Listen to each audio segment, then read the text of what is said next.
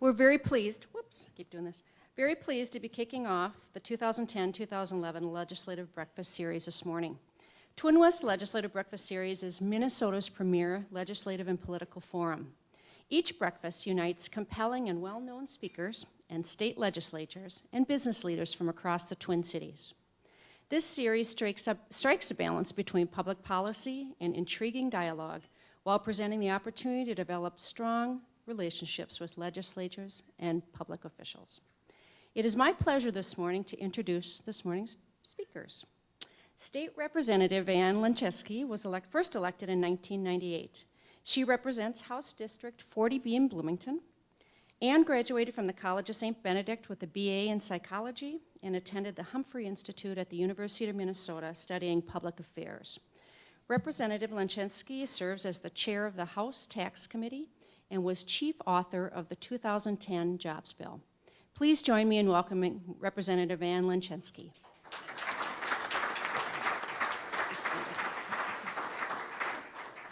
Mark Lofthus, Director, Business and Community Development, is part of the leadership team for the Minnesota Department of Employment and Economic Development. His division provides financial and technical services to businesses, communities, and economic development professionals. It promotes and assists in the expansion of exports, works with companies to expand in or relocate to Minnesota, and helps communities with infrastructure financing. Please join me in welcoming Mark Lofthus.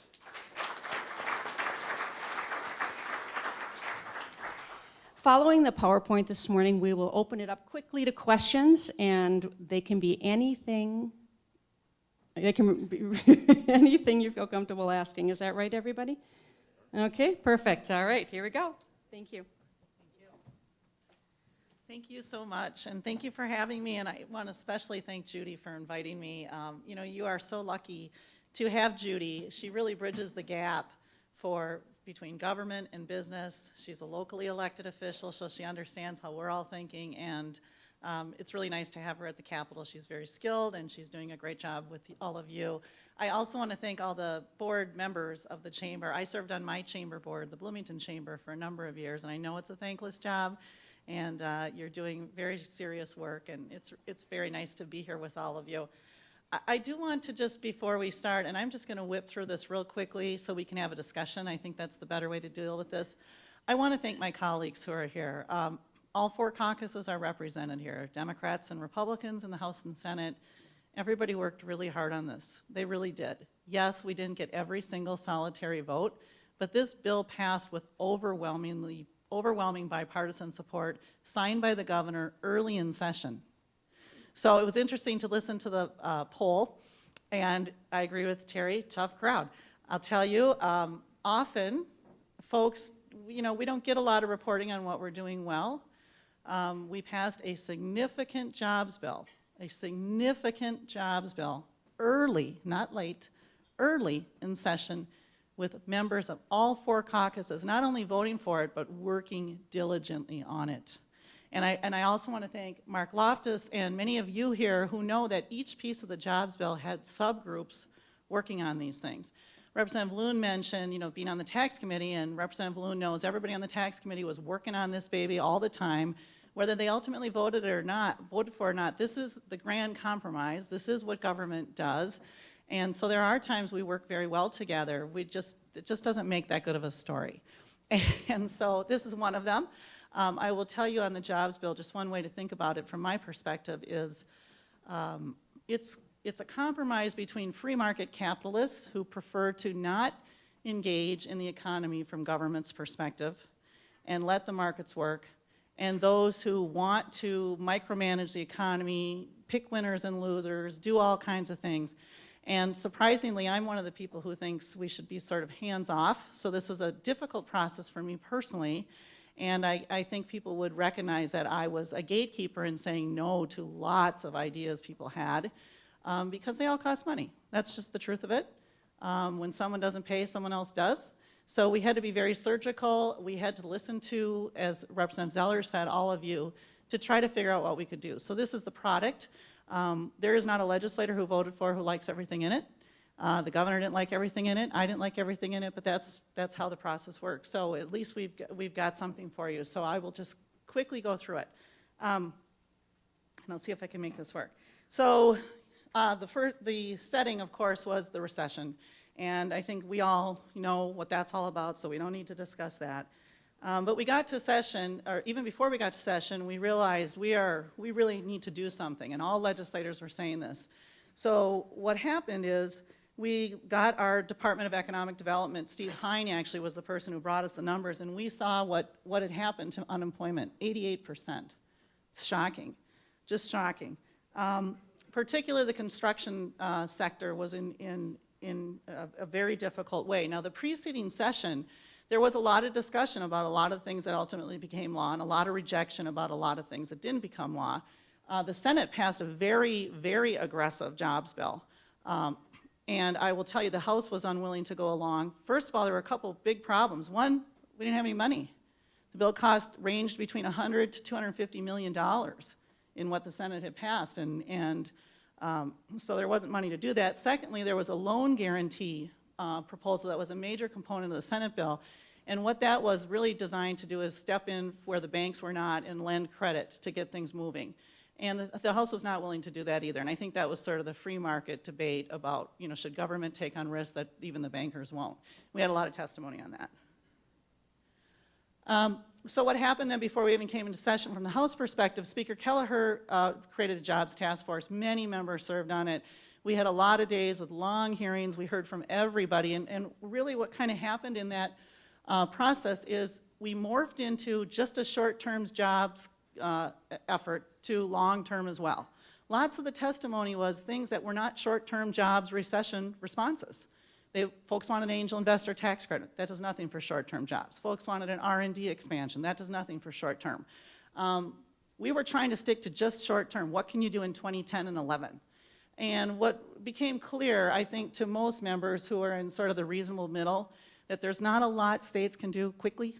I mean, that's just the truth of it. The federal government is the big gorilla here. States can't do that much, but they can't do much fast. What they can do is position themselves competitively for the future. And I think that's why this jobs bill does both. It has short-term effects and long-term effects. So the short-term effects, one of the things was to have the large bonding bill, and then that's controversial. Folks can disagree in this room whether having bonding bills actually create jobs, but they do put short-term construction jobs to work, and they take people off the bench, and that was a big component to get a bonding bill passed, signed, and we had very low interest rates. So that came out of this task force process. Additionally, we decided we were going to have this jobs bill, and again, that's what we're going to talk about here today. I will say again, I was not a big fan of this. In fact, I tried to fight it off for a long time to just sort of say as a state, there's just not a lot we can do, let's see what can happen.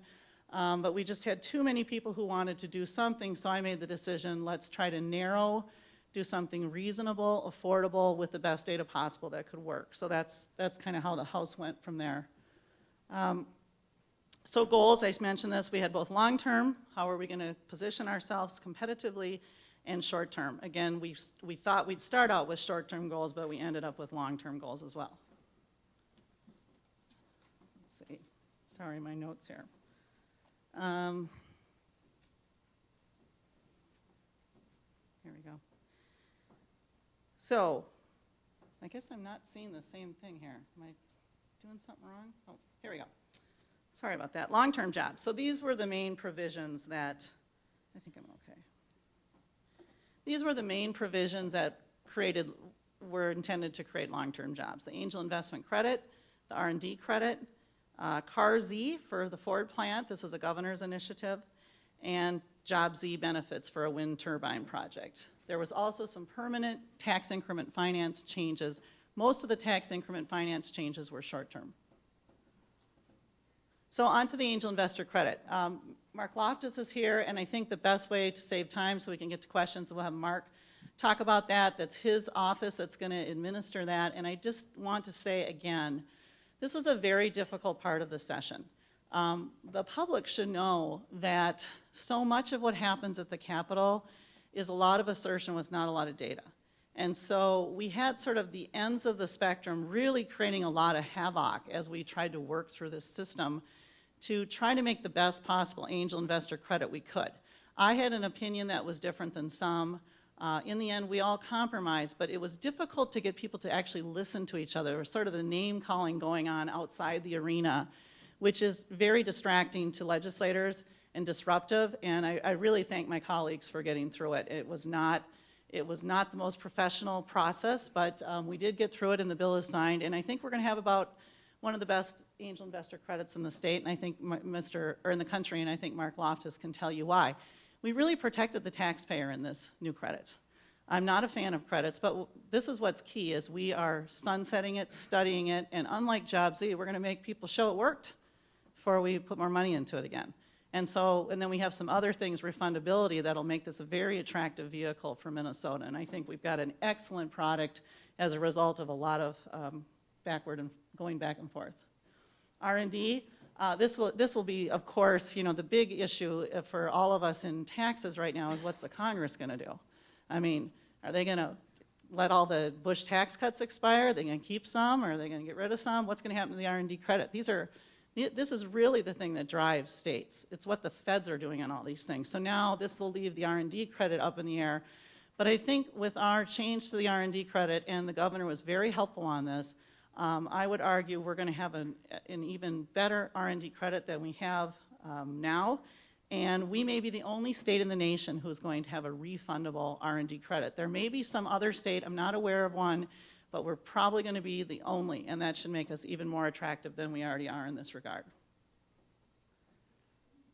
Ford plant, you probably all just heard about this in the paper. This is really important to the governor. The governor went with Mayor Coleman of St. Paul, and they tried to pitch it and didn't have any success. But this bill put the pieces in place for the governor to make the pitch he needed to try to keep the Ford plant open. At this point, it's not happening, but they haven't given up hope, and they're going to try some things again. And you all know the economy changes all the time, so who knows what could happen next. So that was a part that the governor really insisted on. This, of course, honestly, I'll tell you, I think most folks kind of feel this is sort of bad policy, but states, when we're talking about competing against other states, tend to do them. In the 80s, the legislature did this trying to get the Saturn plant. It didn't succeed, but this is a typical thing states do to try to get something like this. Job Z, of course, interestingly, we've heard all the gubernatorial candidates, all three of them say that they would get rid of Job Z. And yay, because I think Job Z mostly has not worked. And I think that's why the angel investment credit is something taxpayers should feel much more protected on. We all learned from that we do need better measures and accountability and more scrutiny of programs, and I think we're going to get that as we move forward with the angel. But this Job Z extension is one that was important to a lot of people in the legislature and to the governor, and not sure how this is working. Folks are competing in Duluth and the Iron Range area to see if they can get this up there, but at this point I'm not sure where it's at. I think it's unknown at this time. So short term, this again was why we all started having a jobs task force and why we started meeting. And this really, what was interesting is we saw business and labor say the same thing over and over and over. And we don't see that much at the Capitol. We watched business owners and S-Corp owners and engineers and architects and small companies and people slinging hammers and union heads say the same thing. You got to do something. You got to do something. You got to do something now. And they were united in their anxiety about what was happening in the construction trades. And so again, one of the things they were proposing was this loan guarantee fund.